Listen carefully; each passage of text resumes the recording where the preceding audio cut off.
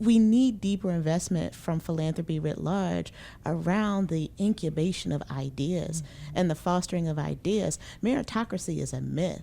Meritocracy has never been real in this country. I used to have this little hobby of when I would go to like governmental buildings or old banks or things that have been around for a long time, there was always this picture of white men, like white men, and I used to call it my wall of white dudes, right? Because that meant for hundreds of years in this country, white men only had to compete with one another. And for a good chunk of it, white men only had to compete with other white men who own property. So this notion that the meritocracy, like that these white men had to compete with women, with people of color, that's never really been real. And I mean, even when you use the word compete, I'm like, did they compete? I mean, for a significant chunk of their practice is also the connectivity to each other. 100%. And I find it interesting when competition became a practice is largely when the expansion of Reconstruction era, when the expansion of, there's this statistic that I show to my students around some of the earliest behavioral, what we would probably call like the Nielsen ratings now, or what have you, in the country, how just a year after the Civil War, the people that once owned slaves would label them as loyal and obedient and hardworking, and a year after civil rights, they were called lazy and,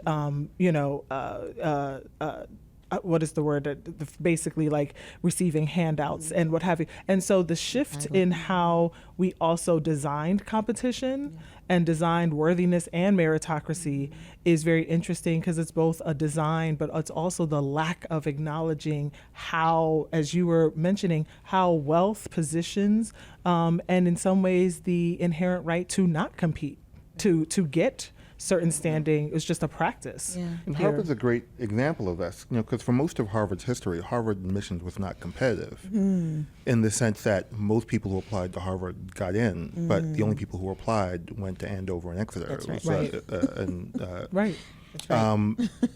And so, even the concept of the whole idea again of meritocratic admissions comes from a good place. In some way, it's an opportunity to break through what was a stranglehold on what was basically the next stop after your prep school.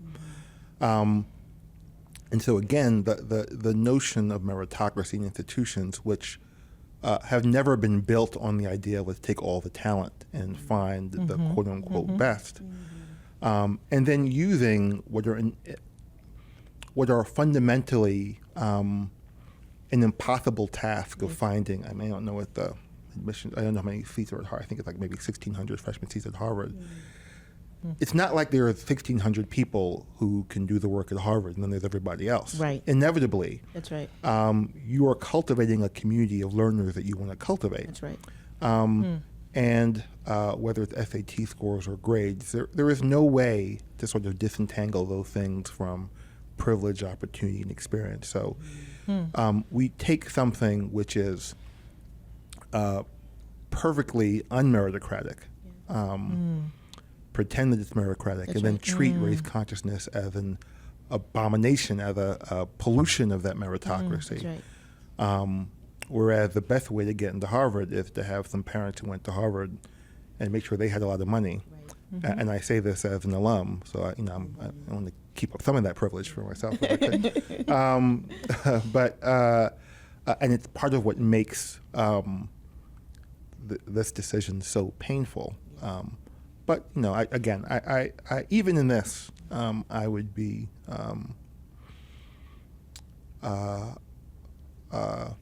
optimistic.